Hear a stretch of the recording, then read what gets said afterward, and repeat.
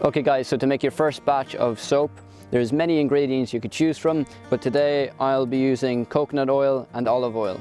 I'll also be using caustic soda, and I have my water here, everything's measured out. So for the coconut oil and the olive oil, I put them together and I just put them in the microwave for about 2 minutes so they're dissolved and it's liquid now, they're all mixed together.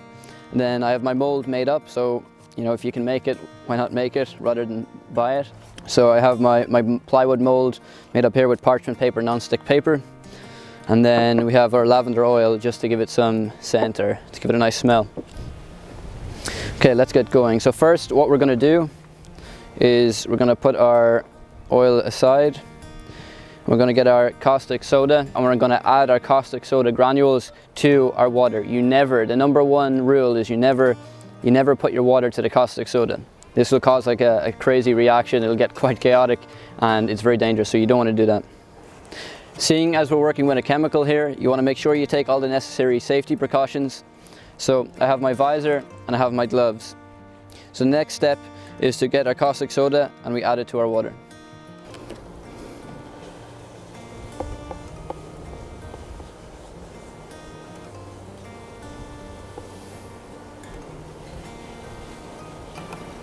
So we're just going to give it a little stir and then we're going to leave it to sit for about 5 minutes. Okay, now that we've added our caustic soda to our water and we have our lye solution, we let it sit for about 5 minutes. Now we're ready to pour it into our oil, so into our coconut oil and their olive oil mix.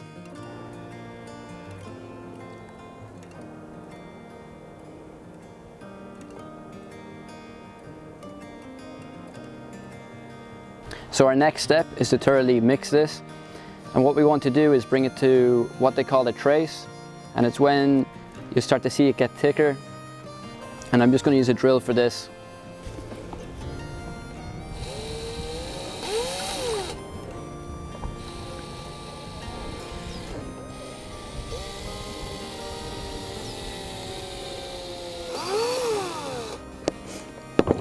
Alright guys, I had an issue with the microphone there, cut out, so hopefully it doesn't do it again.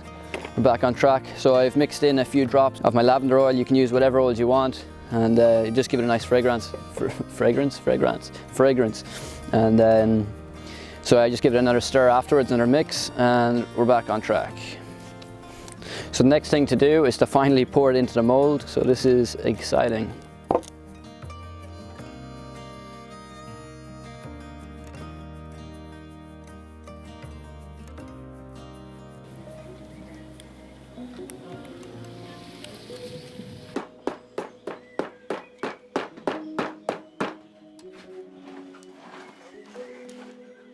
So normally after 24 hours you should be able to cut your soap. It should be hard enough to cut.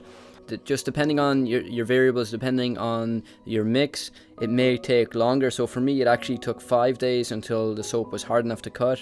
So most importantly, you should wait 3 weeks to guarantee that your soap is cured fully and is ready to use.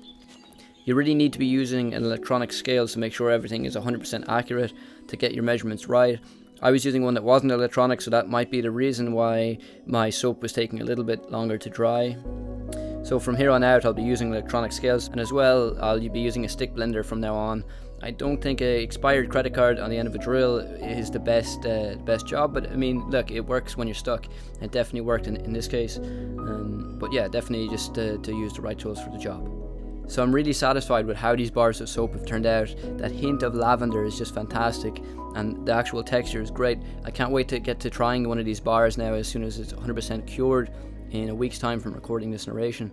I hope you guys found the video useful. I hope it was entertaining, and I hope you click that bell, subscribe and click that bell to stay notified of future uploads. As always guys, stay productive and have fun creating.